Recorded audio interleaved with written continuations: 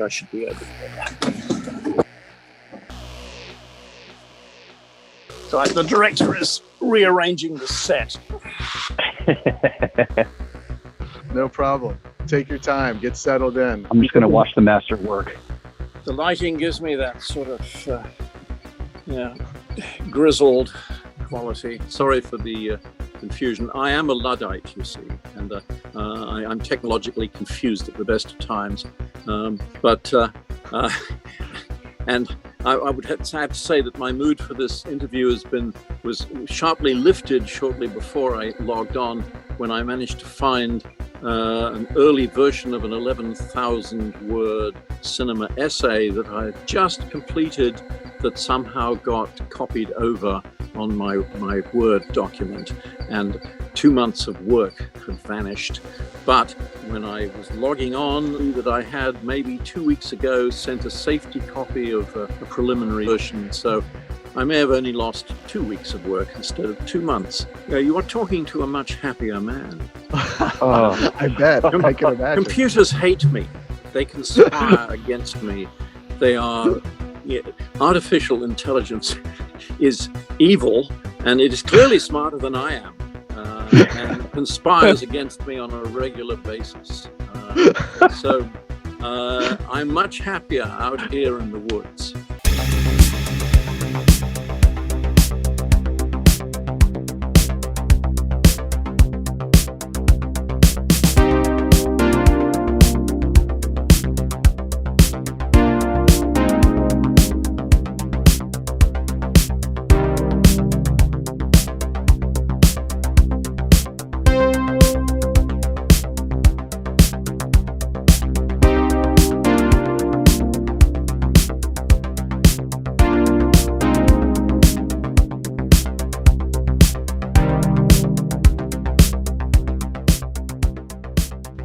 Avenging Force.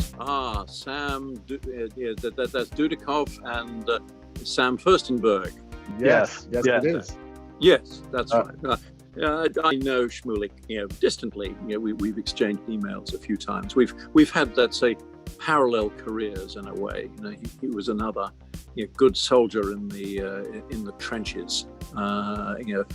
Trying to make art with Canon, which is no easy feat, as you probably know. But he always made lively pictures, and I'm a great believer in lively pictures. I should start a company called Lively Pictures, perhaps. But fans are important. Fans keep movies alive, and movies, are cultural history. Absolutely, they're little time machines. You go back and see what life was like back then, or at least a staged version of what life was like, I guess. Yeah. But, in fact, I'll just tell you the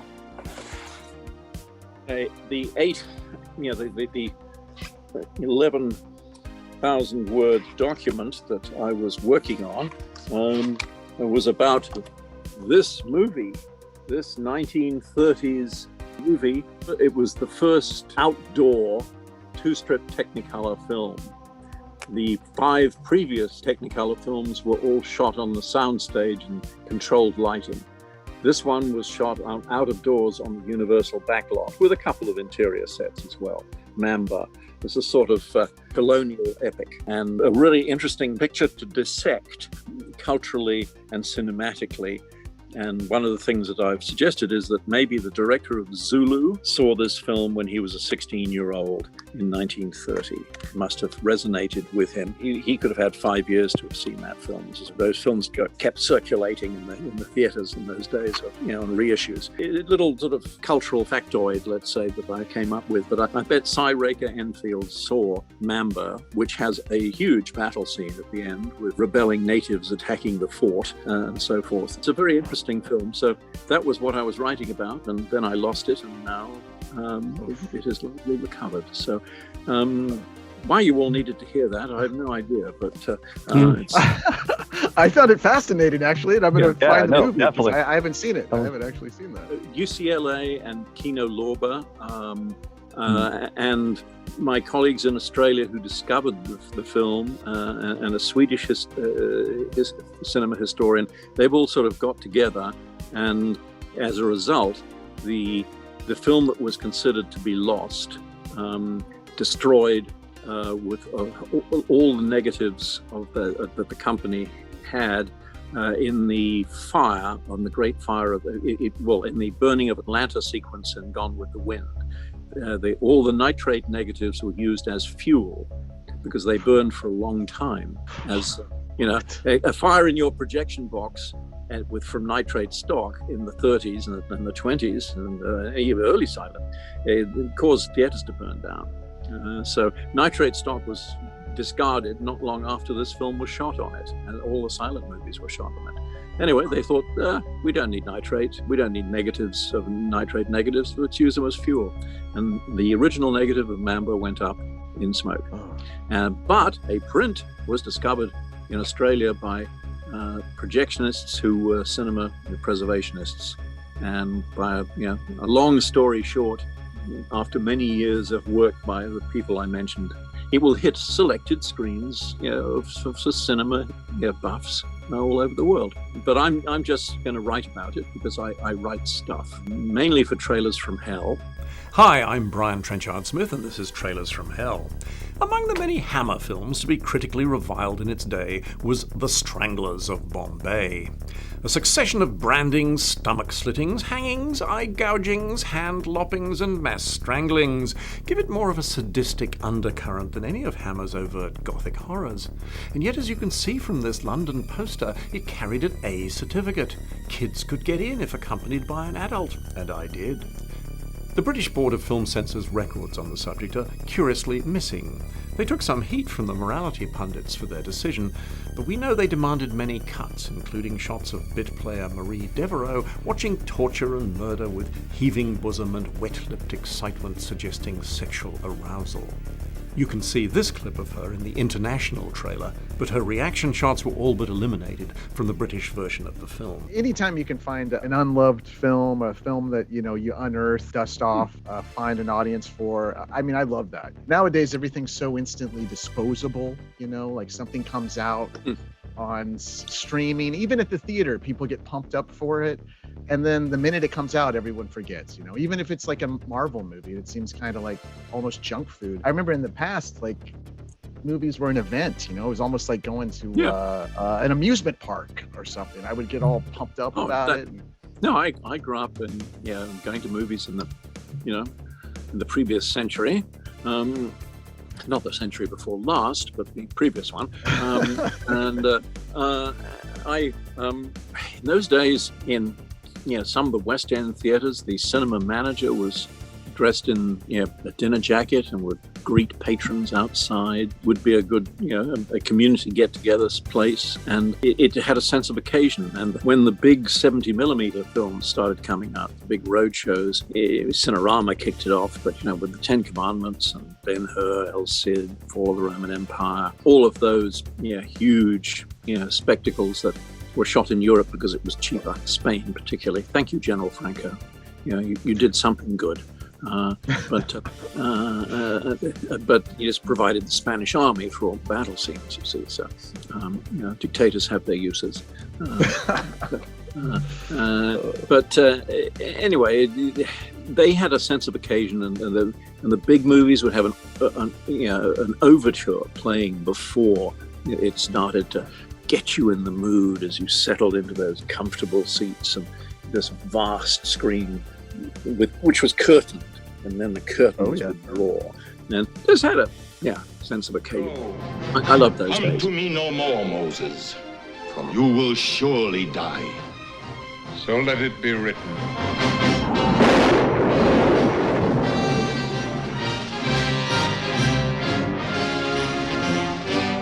Death to the slaves!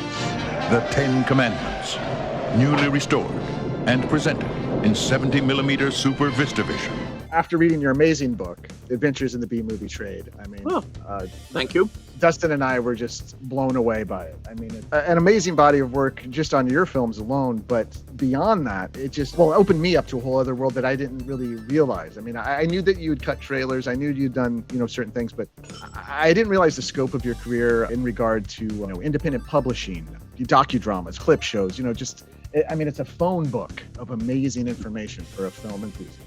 But I wanted to ask you, in your book, you say that Vertigo was the first film that you saw in the theater by yourself, and it was the moment you had that eureka moment. I think I saw my first movie projected on a sheet hung from a clothesline outside the airfield of the Air Force base my father commanded, and I was about 4, and it was a 16 millimeter projector, and it was projecting for the families of the serving troops there, and that's my first recollection of the visual image, and I think I was hooked thereafter. And to actually see the projector doing it, creating the image, or so to speak, throwing it upon the screen, I think that had an impact upon me. That was like the curtain had been pulled back right at the very beginning. People only went to the movies, they only thought about the projection box later, let's say. So maybe the mechanics of showing a film imprinted itself on my mind. I mean, you have these thoughts, when you try to examine your early motives. I think seeing a working projector as well as the film was certainly influential on me. But I'd seen movies that my parents thought it appropriate to take me to. I cried at Bambi and Disney things. But I went to a boarding school, which meant you couldn't just go to the movies. But they did show cartoons and occasional British comedies once every 3 weeks. So there was always quite a few Popeye cartoons, quite a few Donald Ducks, and things like the Ealing comedies. They would play, there were early Ealing comedies, and I always loved them. And I got to help the teacher who ran the projector with that work, and I used to twiddle the knob that put the 2 arcs together that brightened the light on the screen, and so that was fun. But it took me till age 13 when I went to the movies for the first time by myself. I had a somewhat protective mother, bless her, kept me alive because of all the stupid things I would do. But I was allowed to walk through the graveyard, past the slaughterhouse, down the back lane to the other end of the town where the movie house was, by myself after dark. That would not be a problem for a 13-year-old these days. But in sort of overprotective middle-class England of the 1950s, it was a step towards manhood. I was allowed to go and see a picture that was rated A adult, and theoretically you were meant to have a parent or guardian with you, but the local cinema manager waived such things when he knew all the patrons, because most of the patrons knew each other. And so I went to this double bill of 4 Guns to the Border with Rory Calhoun as the supporting feature and Vertigo as the main feature, and I was kind of sucked into Hitchcock's universe. I didn't understand all its dark undertones, let's say, but it had an impact upon me. And then at the end, when it said the end, and a thought occurred that, I'm obviously, when I leave school at 18, I'm going to do what my father does, which is work for a living and have to earn money. That's life. You get schooling, then you work. And if you work, you get money. And if you get money, then you can have a comfortable life. That's the mythology, anyway. So I thought, well, people get paid for this. This is work. People get paid for doing this kind of job, and that's what I'll do. Simple. And so that very night, I just knew, wow, if I could do that, I would be the happiest man in the world. And I guess I've striven to try and get anyone, somewhere vaguely within sight of that level of ability. But it's been fun trying. But I knew then, and then I just believed that I could make it happen. And I think that is sometimes the key to success, that you just be persistent and just believe and keep applying pressure to fate until it gives way.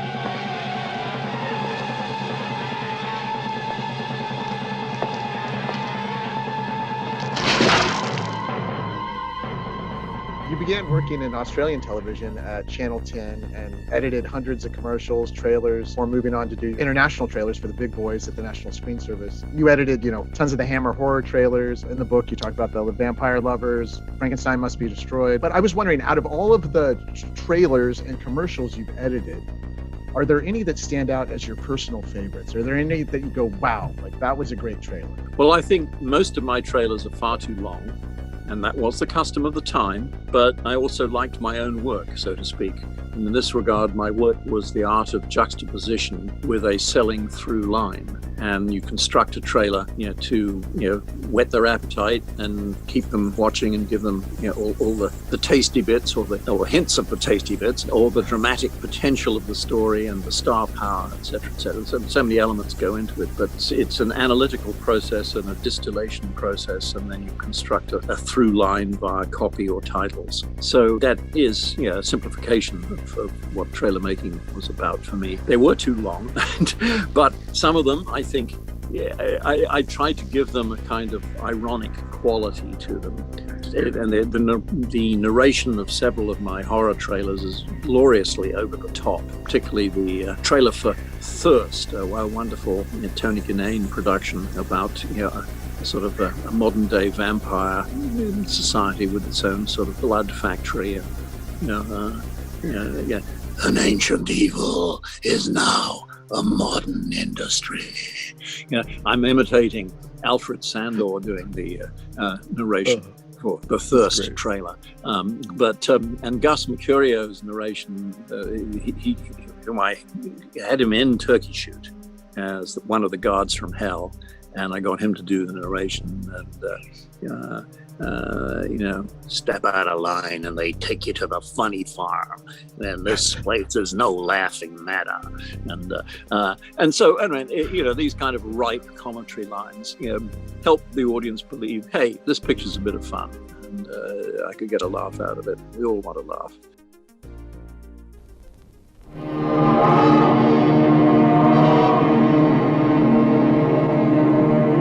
Vampires, creatures of the night, driven by insatiable thirst.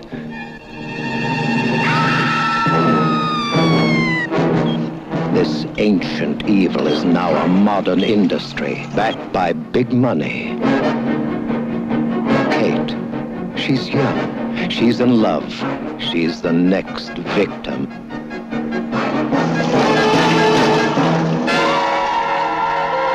Thirst. Specialists in abduction, brainwashing, and murder. Welcome to the Brotherhood, Miss Davis. Not me. Their human farm is a living nightmare where science goes mad.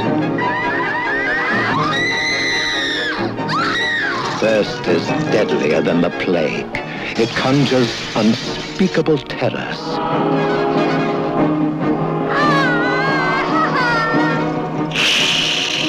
You can run, you can hide, but you cannot escape thirst.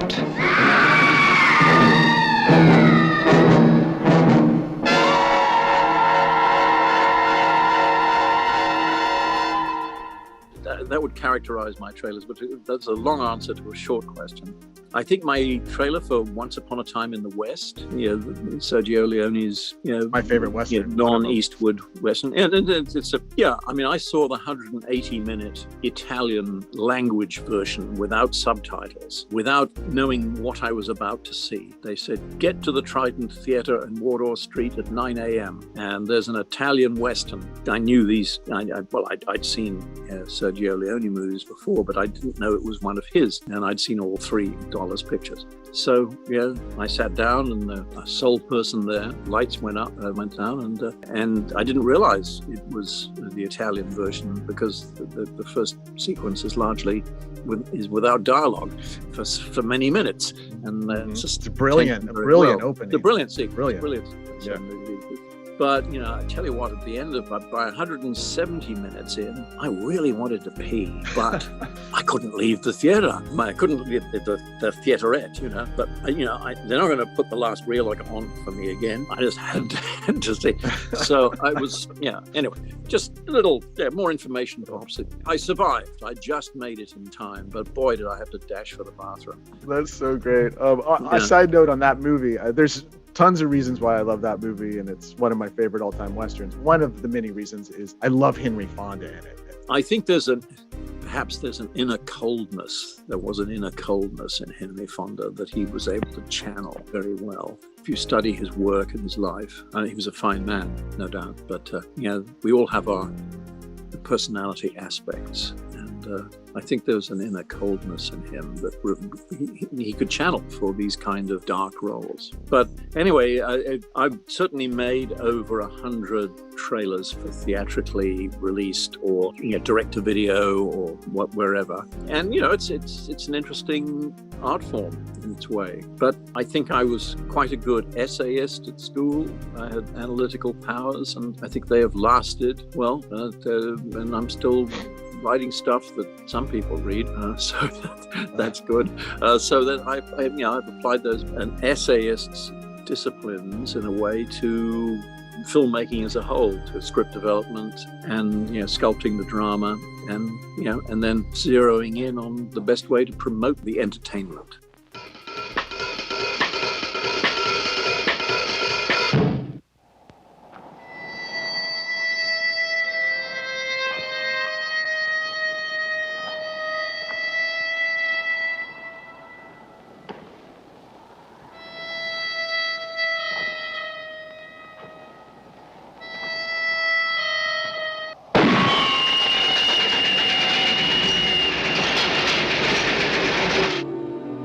The railroad.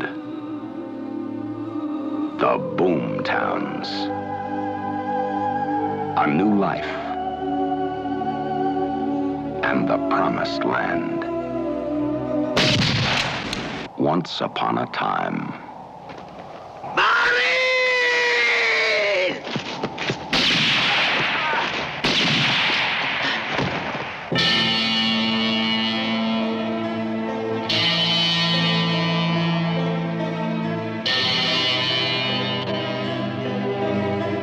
The widow, the land grabber, the outlaw,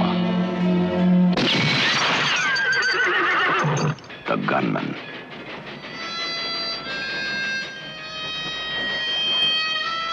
the man in search of a name.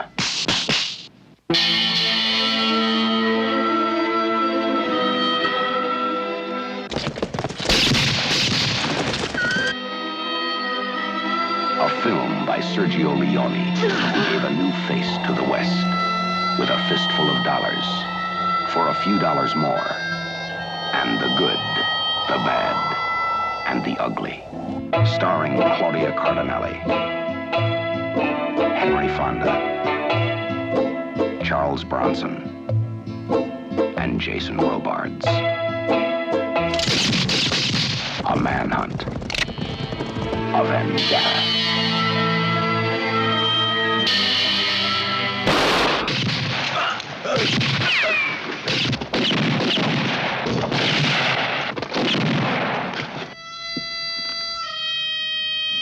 In a new land. In a new kind of Western.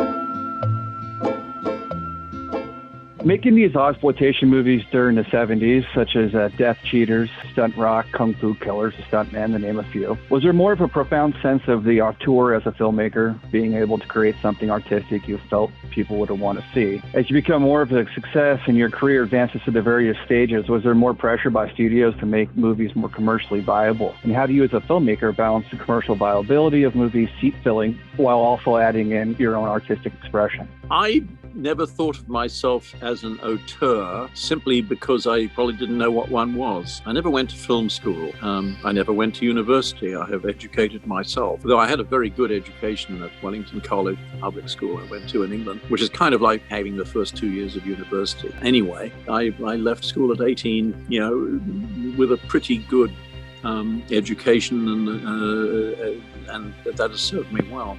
But I didn't see the point of spending 3 years to, watching films and talking about them and obviously studying them. I wanted to get out there and be involved in their making and not wait 3 years. And I think film school was not considered as essential then as it was. I mean, it was probably a pretty good way of getting into the BBC or something, if you had a degree or something from the London School of Film Technique. But yeah, it wasn't going to get you an entry-level job in the cutting room, and that's really where I was going to gravitate to. Though I was a clapper loader, a pretty bad one too, in one of my early jobs. So in my early films, I was firstly just saying, how can I make this watchable and entertaining for the amount of money I have? I have $8,000 to make a kind of little documentary about Kung Fu featuring Bruce Lee, and as I'm flying to Hong Kong, Bruce dies. So I end up turning it into a portrait of the Hong Kong, of the new emerging Chinese cinema, with Bruce Lee as its big hero and lamented loss. And I instead of it being an aborted project, it turned out to be quite an okay little clip show, really. I was using, I shot for 5 or 6 days, but I used a lot of clips from movies that they gave me. But to me, it was like it was a military campaign. How was I going to stretch those resources and make something that was interesting? And so I got satisfaction out of that. But it meant that I had to do a lot of things myself, and obviously I controlled everything. So in that regard, I suppose I was an auteur, but I never thought of myself in the terms of the glory of being an auteur. I'm just I like to drive in any movie, and people who hire me have understood that. And even though there are parameters that you have to work within with your producers who have managed to do the hard part, which is raise the money, then I've worked best with people who get me and help me drive in the best, in the most accurate way possible, let's say. So I've had very supportive producers in general who just said, okay, do your thing and get us home and get us something we can sell. And so I'm not looking at it from the production, or the industrial side of it, let's say. From the creative side, and which is very important to me, I'm not a snob, and I'm think, well, these are my resources. How can I make the best out of them? And and hopefully I can expand the vision of the project by being clever. And but I have obviously certain sort of political leanings, let's say, and they have demonstrated themselves. I mean, I suppose in a way, Man from Hong Kong, it reflects my philosophy. I wanted to do a reversed, a reverse of an American picture where the super strong, super smart, fast with his fists and guns, whatever hero comes to Asia, beds a few Asian women, beats up all the bad guys who somehow much more flexible than him. As noticed in fight scenes with Americans, with Chinese, and then he's a big hero. So what about if we turn that on its head and we've got a Chinese Dirty Harry coming to Australia and having a romance with 2 beautiful Australian women and beating up a lot of Australians, and clearly, giving a lot of shit to two is subconsciously racist cops who reflect, a kind of a racist attitude to Asians in general. But I experienced, coming from England to Australia in the early 60s, mid 60s. So, it's not that, I'm not suggesting, it's just that I think perhaps all of us white people don't realize how unconsciously we have been racist in our lives, but we are learning. But I wanted in 1974, when I shot it, to reflect that little that racist undercurrent, but do it with humor. And so I wanted a film in which the Chinese hero does all the things that the Western hero normally does when it comes to Asia, and is clearly smarter, braver than the two cops. So in that regard, there was a sort of a kind of little bit of a political message there, I suppose. Let's say it reflected my personal sensibility. Dead End Drive-In also reflects my personal political sensibility. I wanted to it was shot in 1985, and what resonated with me up to that point was how the Vietnamese boat people, refugees, were treated in Australia in the late 70s after the fall of Saigon and the flood of refugees that came to Australia. And many of them most of them made very good lives in Australia, but they were resented. And I wanted to again point to racial prejudice within the warm embrace of an exploitation picture.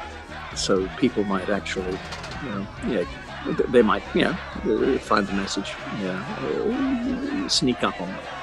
So that's a very long answer to a short question. Well, actually, it's a long question, but it's an even longer answer. And I thank you for the question, because it's very flattering.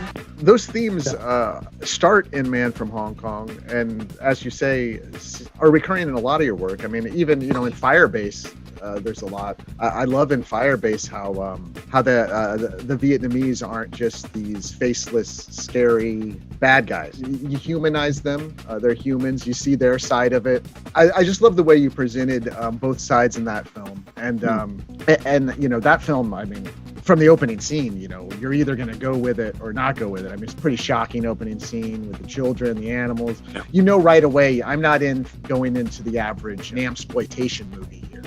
That you're going into something a little bit more. Your wife holds her own in those scenes really well. I think it's Arlie Ermey's finest performance. I mean, that movie is just all around amazing. Yeah.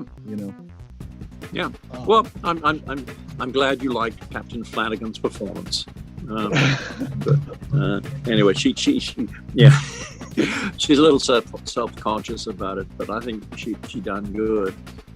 She did great. Yeah, she did great. Yeah. No, anyway, so thank you. I just wanted to mention that because you brought up those themes, and especially Dead End Drive-In in regard to the racism with the Asians when they bring them in. That, especially in America right now, is a huge. There's a lot of anti-Asian violence going on. All this, it's very relevant. When I watched it again, I was like, wow, this is very relevant. Star Theatre, actually at the Star nightclub in Portland a few weeks back, played it and invited me to do a book signing, and they played the movie on their big screen and had a Q&A afterwards. About 75 people were there. They absolutely loved it. These were young, hip, typical Portlanders, but it really resonated. The politics of the film resonated with them, and it was gratifying to see that some things can last the test of time. The Man from Hong Kong is such an incredible debut film, your first narrative action film. The action sequences are so big, they're spectacular, there's never a dull moment. I mean, you have it all. Amazing fight choreography, exciting car chases, high wire work, hand gliding, explosions galore. For your first, narrative film, it must have really been a monumental task directing this feature. And I was wondering, with all the problems coming at you daily on set, what do you think the single biggest challenge was during filming that? I mean, every day there's a fusillade of challenges coming at you. You're directing a star who doesn't speak English very well and has directed 8 movies himself, written, produced, and directed, and starred, and the king of his movie kingdom. And I'm a 28-year-old first-time director who's made dramatized documentaries and clip shows. And so that was a learning curve. I knew I had something in what I'd written and in all the locations that I'd chosen, the cast that I'd chosen. I mean, Wong Yu and Lazenby were chosen for me, but I was very glad to have them. I mean, the original story was, I wrote a 6-page story that I'd hoped to give to Bruce Lee at our interview, but that was not to be. So that story, which I had the ironic title of Yellow Peril on the title page. I mean, one man's irony is another cultural insult. Is another cultural insult, which Raymond Chow pointed out to me. He understood where I came from. I know you're saying, that you're actually reversing the racism, but no one's going to get that going in. And maybe only a few people are going to grasp it coming out. So, just stop trying to be so clever, and because you're actually you're doing the reverse of what you think they're doing. So that was a good lesson for me, and therefore, the title changed to The Man from Hong Kong, or as the Americans initially called it, The Dragonflies, which might have made more sense if they had not sort of minimized the hang gliding in their promotional material, but they had another movie called Skyriders coming up, but they didn't want to diminish its hang gliding impact. You never know what might happen in the marketing of your film when it goes out into that treacherous commercial jungle with lots of people elbowing sharply for dominance.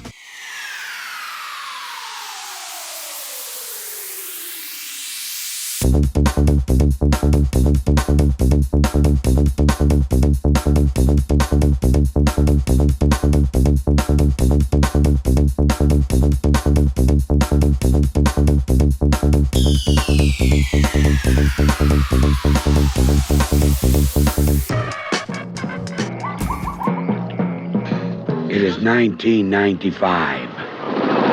Open season! Hunting is the national sport, and people are the prey. The world is ruled by a strict regime. They're going to make obedient little citizens out of us. Who are? Society. What do you mean? Step out of line, and they take you to the funny farm. You could die laughing. All you have to do is lead my guests on a chase for one day. A little sport. You're going to kill us? Not necessarily. You might survive.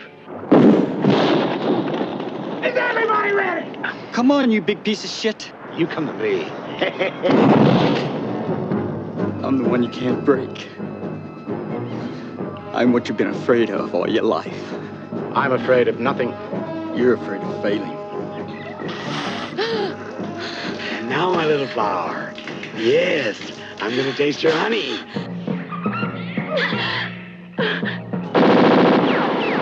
But it's less the size of one's gun that counts, or the skill with which it's used. Ah! Don't you kill him, Jennifer! He's my target. There's his Thatcher. The hunt is over. Shoot on sight, shoot to kill.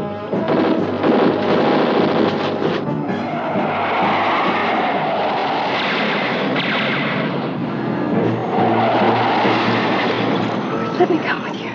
No way. Please take me with you. Don't leave me here.